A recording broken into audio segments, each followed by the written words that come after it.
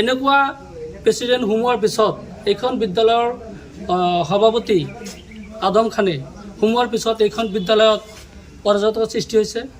দুৰ্ভাগ্যজনক কথা, এখেত সোমোৱাৰ পিছতেই আমাৰ স্কুলৰ শৈক্ষিক পৰিৱেশ বিনষ্ট হৈছে। আমাৰ যি আন্তৰিকতা সেইটো নষ্ট হৈ গৈছে। আমাৰ 30 তাৰিখত মই শুনামতে বা দেখামতে 30/5/2026 তাৰিখৰ পৰা বালাগাঁও সমবায়ৰ পৰা আমাৰ এইখন বিদ্যালয়ৰ ভাৰপ্ৰাপ্ত প্ৰধান শিক্ষক ৰফিকুল ইছলামে চাউল উঠাই লৈ আহিছে আৰু সেইমতে ৰাইজে ধৰাৰ পিছত নাইবা এইখন বিদ্যালয়ৰ SMDCৰ কিছুমান সদস্য আছে, এখেতসকলে ধৰাৰ পিছত আমাৰ এইখন বিদ্যালয়ত 30/6/2026 তাৰিখত মেম্বাৰসকলৰ কোৱা মতে মেম্বাৰসকলৰ উপস্থিতিত আমাৰ কি হয়, কলগাছিয়াৰ পৰা আমাৰ 5জন সাংবাদিক বন্ধুসকল আহে। এখেতসকলে আহি আমাৰ প্ৰত্যেকখন স্কুলৰ প্ৰতিটো ৰুম ডোৰ টু ডোৰ ঘূৰি ঘূৰি তদন্ত কৰে আৰু সেই তদন্ত মৰ্মে এইখন বিদ্যালয়ত 1.5 বস্তা চাউল পায়। এইখন মই জানো। তাৰপিছত কেৰাণীক সোধাৰ পিছত কেৰাণীক কৈছে আমাৰ চাউলখিনি বালাগাঁও সমবায়ত আছে। তাৰপিছত আমাৰ সাংবাদিক বন্ধুসকলে বালাগাঁৱত যায় আমাৰ সমবায়ৰ ছেক্ৰেটাৰীৰ পৰা যি ষ্টেটমেণ্ট লৈছে আমি দেখা পাইছোঁ যে 30 নিউজত দেখা পাইছোঁ আৰু এখেত যে কৈছে স্পষ্ট যে 30/5/2026 তাৰিখত বালাগাঁৱৰ পৰা চাউলখিনি তুলি লৈ আহিছে।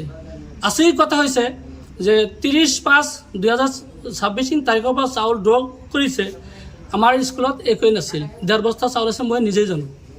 গতিকে আকৌ 30/6/2026 তাৰিখত এইখন বিদ্যালয়ত যেতিয়া তদন্ত কৰা হয়, তদন্ত মৰ্মে সেইদিনা আমাৰ প্ৰধান শিক্ষক মহোদয় স্কুলত উপস্থিত নাছিল। আমাৰ সাংবাদিকসকলে অহাৰ কথা শুনি তেখেত বামুণটাৰীত 2.5 ঘণ্টা পলাই আছিল। তাৰপিছত আমাৰ ৰূপসী ব্লকৰ বিহু ছাৰ আহি ষ্টাফ আহি তদন্ত কৰি আমাৰ এইখিনিয়ে পায়, গোটেইখন গোডাউন 1.5 বস্তা চাউল পায়। আৰু তাৰপিছত এখেতে আমাৰ বিহু ছাৰে আহি আমাৰ কেৰাণীক পঠুৱাই দি হেডমাষ্টাৰক মাতি আনি তদন্ত কৰি সোধপোছ কৰাৰ পিছত মই তাতে আছিলোঁ।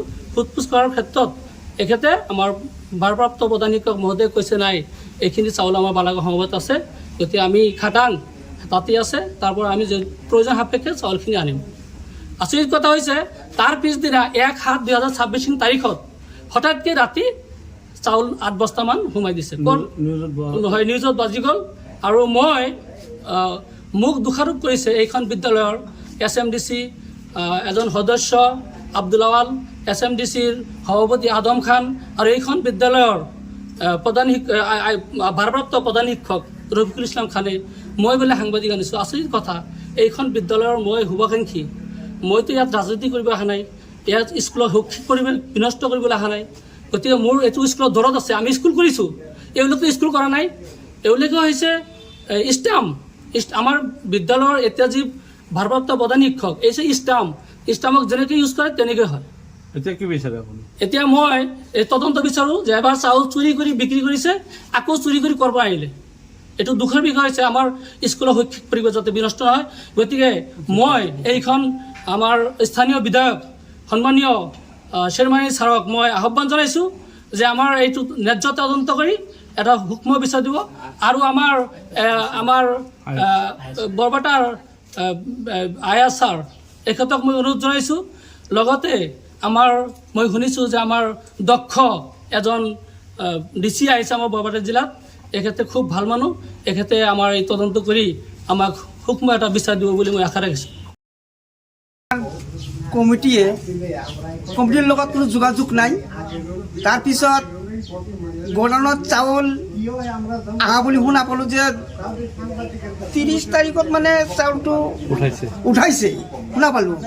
আজি সেই চাউল গোডাউনত নাই, 30/5 উঠাইছিল, কিন্তু সেই চাউল গোডাউনত নাই।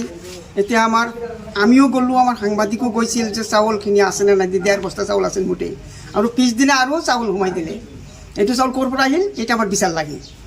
এই চাউলখিনি এনেই এলেমেলক ক'ৰ পৰা আহিল, কোনে কৰিলে, কেনেকৈ সোমালে চাউলটো, এই বিচাৰটো আমাৰ লাগে।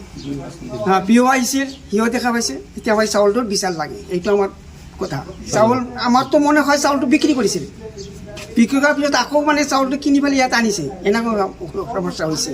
এতিয়া এই চাউলৰ আমাৰ বিচাৰ লাগে, এইবিলাক মানে সব গণ্ডগোল, এইটো গণ্ডগোল মিলাবৰ কাৰণে এইটো আমাৰ বিচাৰ লাগে, উচিত তদন্ত কৰি পেলাই এইটো বিচাৰ লাগে।